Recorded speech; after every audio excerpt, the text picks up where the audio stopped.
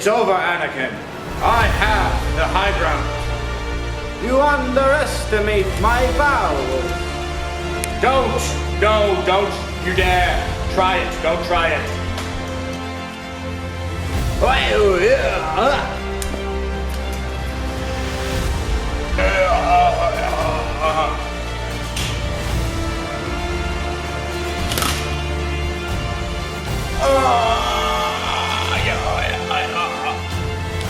You are the chosen one, Anakin.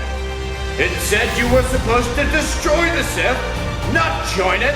To bring balance to the Force, not leave it in darkness. I hate you.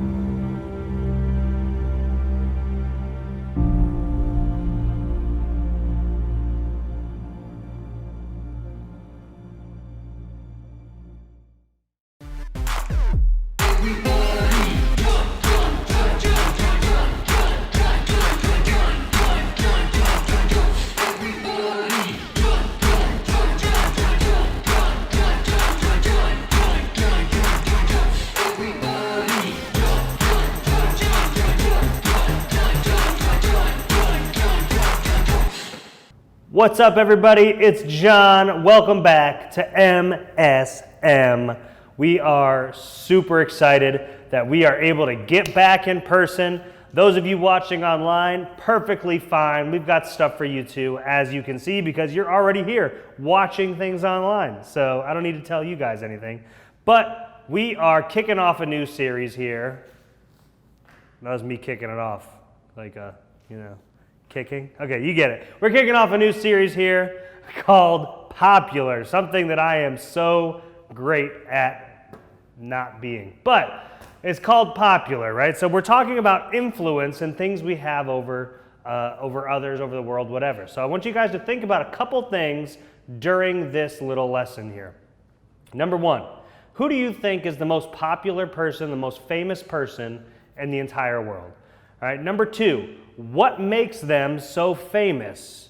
All right, and number three, what about them is different than you? I want you to think about those things while we're doing this, all right? Now, we all have these people that we picture that are famous, all right? We've got like LeBron James, Steve Jobs, Leonardo DiCaprio, other people that like are popular and famous, whatever, Walt Disney, I don't know. We're just throwing them out there, right? But one thing is that they're all different, right? We all have these different ideas of what makes someone famous, what influence they have over other people.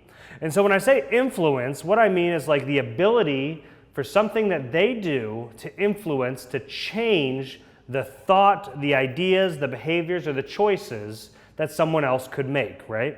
So like LeBron comes out and he's like, oh man, I drink Sprite every day, all day. And so everybody's like, man, I should drink Sprite right before a basketball game. That'd be great. Get those nice bubbly carbs up there in your belly bubbling up, help you jump, it lifts you. I don't know, roll it around. Okay, but we might not think that we have any influence at all over the world, right? Like, we're not LeBron, we're not famous, we're just people. We're just people doing people things. But we can all agree that popular and famous people have influence over other people, right? And so when I was I was a freshman. I was a freshman because I just left 8th grade. And I remember being really scared about going to high school, all right? So I just left 8th grade. I was my freshman year, and I was still really trying to figure out high school and see what was going on. And I made friends with this guy who was like a punk guy, right? And so he was in a band, and he played like fast music in the band, and he sang, and he did all this really cool stuff. He was like really edgy and whatever, right? And I was like, man, that guy is awesome. And so he was like, dude, let's go whatever. I think we went to a thrift shop to hang out because whatever. And so we went to this thrift shop and he was like, oh, you should get that. That'd be cool. And so everything this guy said or did influenced how I think and what I think is cool all the way to this day, right? So like I actually still like a lot of that same stuff, that a little bit different now. I mean, I'm Christian, I love Jesus now. But what this guy did, what he poured into me and what he thought was cool influenced my life. And when we think about ourselves and the way we influence others, all right, we might think like, okay, maybe I don't have any influence at all. What do I have to give other people? I'm just a nobody. I'm not popular. I'm not athletic. You know, I don't have any of that stuff. I might think like, okay, well, what if I try something and I fail? Like, how can my failure even influence people?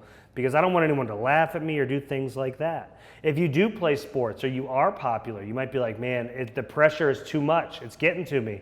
Everybody's looking to me for what's cool. My parents are always like, stay on top of this stuff. Everybody thinks you're the greatest, and you feel like this immense pressure to keep up that appearance, right? Or maybe you've never even thought about it at all. You've just kind of walked through life like, okay, this is the thing that's happening. Maybe I have influence over people. I have no idea. I've never even thought about it. But I can tell you that when we feel like influence is unattainable, and we say like we can never do anything to influence anybody because I'm just me, I'm not great, we're actually missing our true potential that God has for us, okay? So today we're going to talk about a story. It is in John chapter 6, verses 8 through 14. John chapter 6, verses 8 through 14. You can pause this video now and go read that and come right back. Okay, now that you've read it and you've came back here, it's amazing, right? It's a great story. So Jesus has this huge crowd around him, and a boy walks by with 2 fish and 5 loaves of bread, all right? And Jesus sees this boy here, and he's like, hey, man, give me that food. And he probably didn't say it like that, but he's like, hey, man, give me that food. And he took it, and he was feeding, just breaking pieces off, giving it to people, giving it to people, giving it to people. And he was performing a miracle simply with what this boy had. And he was able to take those 2 fish and 5 loaves of bread and feed 5,000 people. 5,000 people. I can't even wrap my head around what 5,000 people actually look like in one area. Like, it's confusing to me. But I do know what 2 fish and what 5 loaves of bread look like because I enjoy carbs. I'm not big on fish, but that's okay.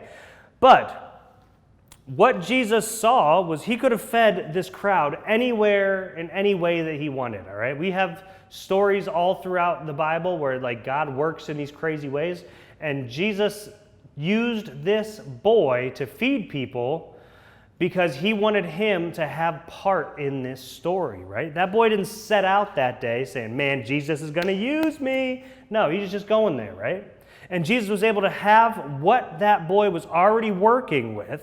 He was able to take that and he was able to use it for the glory of God, and he brought a lot of people to Jesus that day. So he was feeding 5,000 people, and guess what? You can be used the same way that boy was, right? You have something that you can give to God that he can use to influence other people. Jesus can use whatever you have, right? So we asked you questions earlier, right? You just have to be willing to let Jesus influence other people through you, right? You have to be willing to let Jesus use you. So we talked about who that famous person was at the beginning. We said what makes them famous, and here was the big one. What makes them different than you? All right? But different doesn't mean worse. All right? Whatever makes you different, Jesus can use that as well. All right, it's kind of a trick question. It was like, oh man, I'm not as good because. No, it was I am as good because, right? Jesus can use whatever you have. All you have to do is be willing to let him use that. So, what I need you to think about now is think about what areas in your life do you have influence in? Where can you make a difference for Jesus? Like, I'm not athletic. I know I'm not going to be able to do it on any kind of a sports field, right? But I am good at eating, so I could probably do it at Chick-fil-A, right? So there's those kind of things. Whatever you're good at, whatever you feel like you have a strength at, Jesus can use it. Bring it to Jesus. Let him use you to influence other people for God.